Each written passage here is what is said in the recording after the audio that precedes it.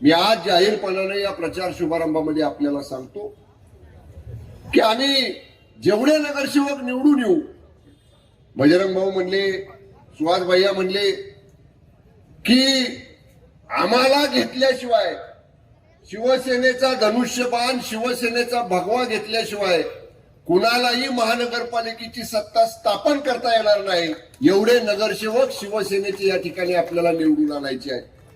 आणि ते आणताना शिवसेनेचं विजन असणार आहे. पुढच्या 5 वर्षाचा रोडमॅप, पुढच्या 5 वर्षाचा मास्टर प्लॅन या महानगराचा या ठिकाणी आम्ही तयार करू. पहिल्या ही समाधानाची भावना त्या माणसाच्या चेहऱ्यावरती असायची.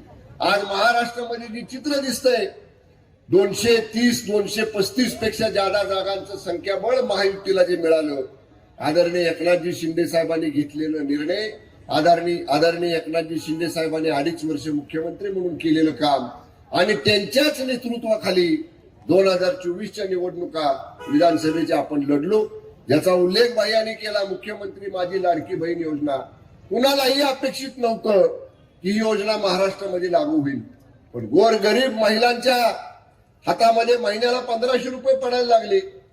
एसटीचा प्रवास 50% सवलतीचं तिकीट मिळालं. महिलांच्यासाठी मोठ्या प्रमाणामध्ये काम करणारा मुख्यमंत्री आजपर्यंत जर कोणी झाला असेल महाराष्ट्रात पहिला, तर तो आदरणीय एकनाथजी शिंदे साहेबांच्या रूपाने शिंदे साहेब झालेले.